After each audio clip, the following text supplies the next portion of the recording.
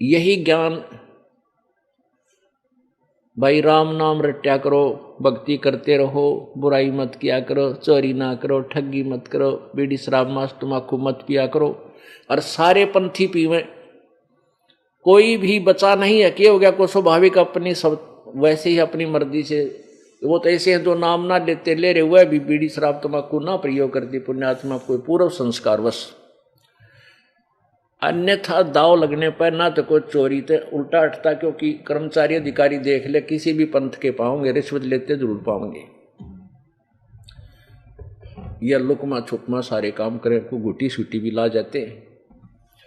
एक भक्त बताओ था कि एक राधा स्वामी का सेवक पंथ का, और उसने कपड़े की दुकान खोल रखी।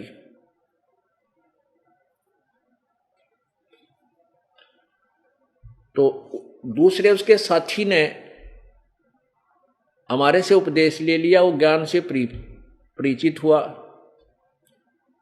तो वो अपने एक और मित्र के साथ कहने लगा कि एक और है हमारा साथी है, वो भी चलो उसकी दुकान पर चलते हैं, ज्ञान चर्चा करेंगे। तो वो जो कपड़े की दुकान वाला था, जो राधा स्वामी पंथ से उपदेशी था, गुरुदेव का सावण सिंह जी का चित्र भी लगा रखा था उसने, या बेरानी श्री चरण सिंह जी का था, सामने चित्र लगा रखा अपनी दुकान के गल्ले के साथ में बराबर में। तो वहां जाकर उन्होंने ज्ञान चर्चा की, भाई भगवान की भक्ति करनी चाहिए, पूरा संत होना चाहिए। तो वो राधा स्वामी पंथ वाला कहने लगा, नाम ले रखा मैं उपदेशी हूं। तो उसने पूछा, आप दूसरा जो साथी था कि तेरे गुरुजी कौन है? वो बीड़ी सिगरेट पीवर नो करके, और दूमा गुरुजी के फोटो का निकला यू रहा, कहते ये रहा यो है, यानी सिगरेट पीकर उसका धुआं छोड़कर तो अपने गुरुजी का चित्र बताया कि ये उसका तो इंडिकेशन था। अरे थरा गजब हो।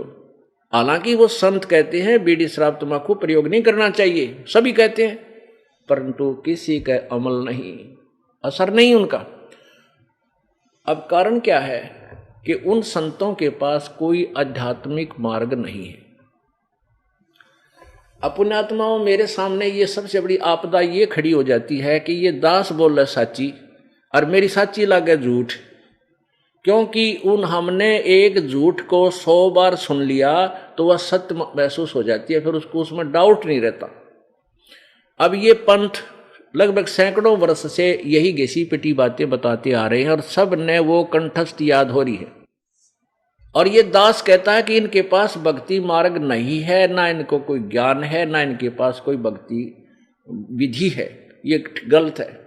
और पुण्यात्माएं देखो, आज से सैकड़ों वर्ष पहले इनका दाव क्यों लग गया कि इतनी धार्मिकता थी हमारे हिंदुस्तान में। कोई पत्थर को नहीं कह देन यो भगवान है, उड़े मत्था टेके जोत लावे हैं और खूब प्यार से उनसे उसमें आस्था बना लेते हैं, क्योंकि अशिक्षित और साथ में कपट रहित बहुत ही अच्छी आत्माएं थी, भगवान से डरने वाली थी। तो उन्होंने सैकड़ों वर्ष पहले इनके जाल में फंस गई, इन पंथों के, इन गुरुओं के। उन्हें जो भी बोल दिया, गुरुजी जो वचन दे दे वो है तो उनका मंत्र मान लो, गुरुजी कहते वो सही है, और बस गुरु की पूजा करो। तो उन्होंने ऐसे ही उन गुरुओं को ईश्वरीय रूप मान के उनके द्वारा बताई गई भक्ति पर आरूढ़ हो गए, कोई शंका नहीं रखी, क्योंकि एक बहुत बड़ा ग्रुप बन गया, लाखों व्यक्तियों का एक ग्रुप बन गया। और जो उपदेश ले लेता है वो फिर अपने ही उपदेशियों के सराउंडिंग रहता है, फिर उनमें वो एक ही कुएं का पानी होता है, वो एक ही ज्ञान होता है, उस ज्ञान में वो उसी ज्ञान को फाइनल मान लेते हैं, उनको नो ऑब्जेक्शन हो जाता है। इस प्रकार ये इतने बड़े समूह आज तक जो है वहीं चक्कर लगा रहे हैं, उस जल रहित कूप पर घूम फिर रहे हैं।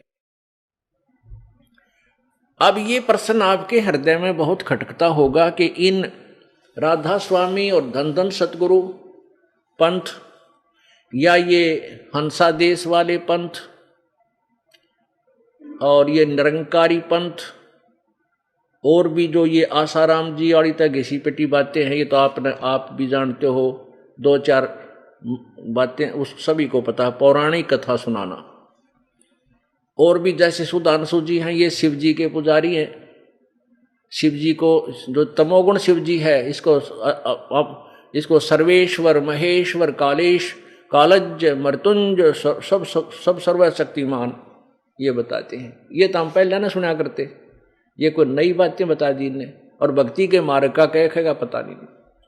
अब ये समस्या है मेरे सामने, इसलिए मैं गुंडा और भुंडा कहलाता हूं, क्योंकि इन संतों के पास दास द्वारा दिए गए वचनों का कोई उत्तर नहीं। इसलिए इन्होंने और कोई विकल्प ना देखा, मुझे बदनाम करना शुरू कर दिया। ऐसे ही ये जो महर्षि दानंद पाक रहा था अंडी, सबके हृदय में छा रहा था कि इस जैसा विद्वान नहीं, महर्षि जैसा ज्ञान नहीं, सत्यार प्रकाश जैसा ग्रंथ नहीं। और सत्यार प्रकाश में देखा ये भगवान माथे में हमारा बुद्धिमान व्यक्ति, उसमें कि तक कैख है भी नहीं भक्ति का, सारी कोरी बकवाद भर रखी है। अब मैं एक आध्यात्मिक टीचर हूं, परमात्मा ने मेरी ड्यूटी ला दी, मुझे सिलेक्ट कर दिया, अपॉइंट कर दिया, या मजदूरी दे दी, नौकरी दे दी। और मेरे से पहले जो आध्यात्मिक टीचर थे, उन्होंने भी वेदों और गीता और पुराणों को आधार मानकर जनता को ज्ञान दे रखा है, और उस ज्ञान की अलग से एमबीडी बना रखी है। देखो, एक तो सिलेबस होता है, एक अन्य जो गाइड बनाते हैं, गाइड। तो गाइड सिलेबस तो गवर्नमेंट की तरफ से सिलेक्टेड होता है, और गाइड जो है व्यक्ति विशेष का अपना अनुभव है, जैसा उसने एक सिलेबस को समझा उसका अनुवाद उसमें किया, सॉल्यूशन किया। तो जितने भी इन संतों, ऋषियों और गुरुओं के अपने अनुभव की जो पुस्तकें हैं, वो तो है गाइड। और जो अपने पवित्र सदग्रंथ हैं, जैसे पवित्र गीता जी, पवित्र चारों वेद, पवित्र पुराण, पवित्र कुरान, पवित्र बाइबल आदि आदि जितने ग्रंथ हैं, सदग्रंथ, ये हमारा सिलेबस है। इस सिलेबस के आधार से उन्होंने अपने अनुभव और के आधार पर जो पुस्तकें लिखकर समाज में बांट दी, तो बोले समाज ने अपने गुरुदेव द्वारा लिखी गई उस पुस्तक पर ही विश्वास कर लिया कि इन्हें सिलेबस को सही जानकर हमें ये सही ज्ञान दिया है, हम फिर इसी को पढ़ लें, हमने वेदों और गीता के देखने की आवश्यकता नहीं, पुराणों को हमें आवश्यकता नहीं। तो इस दास ने जब देखा कि इनके द्वारा बनाएगी वो गाइड अनुभव की पुस्तकें सिलेबस से बिल्कुल विपरीत हैं, तो मेरा परम कर्तव्य बन जाता है कि सब विद्यार्थियों को बताऊं कि जो अनुभव की पुस्तकें गाइड तुम पढ़ रहे हो ये व्यर्थ हैं, इसमें सही अनुवाद नहीं है। और मेरे द्वारा जो मुझ दास द्वारा अनुवाद किया गया है, इनको समझा है, उसको ऐसा है, ये देखो।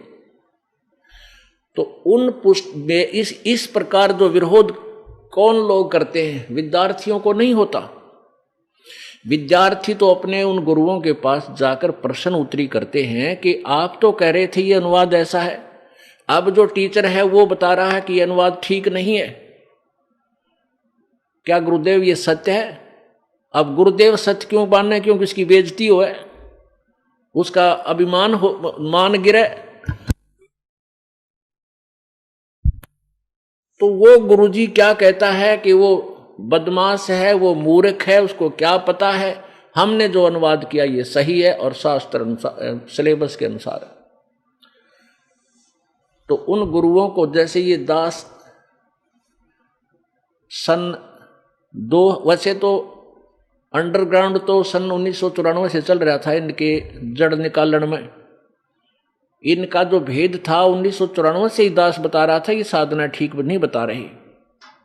लेकिन सन 1999 में क्रोथा के अंदर आश्रम बनाया भक्तों ने, इस दास ने वहां परमात्मा का प्रचार शुरू किया। 2003 में, सन 2003 में ये ज्ञान एक इंटरनेशनल चैनल, आस्था चैनल है, उस पर फरवरी में प्रारंभ हुआ। ये 6-7 महीने चला। उसके दौरान इनके शिष्यों ने जब वो साधना चैनल पर देखा, इनकी पोल खुल गई सारे संतों और पंथों की, इन्होंने हा हुल्ला मचा के और वो हमारा प्रोग्राम बंद करवा दिया और लोगों में कहने लगे वो झूठा है, कपटी है, पाखंडी है, गुंडा है, ऐसे गुंडागर्दी करता है, आश्रम में ऐसा होता है। उनका उद्देश्य ये था कि इस रामपाल को इतना बदनाम कर दें कि लोग इसके नाम से भी नफरत करें और कोई भी शिष्य वहां व्यक्ति ना जावे, कहीं तुम्हारे इस अज्ञान की पोल जनता तक न खुल जावे। उस उद्देश्य से लेकर के इन्होंने इस दास का विरोध शुरू किया। अब वो मुझे बदनाम करने में तो सफल हो गए, लेकिन सत्य को मिटा नहीं सकते। अब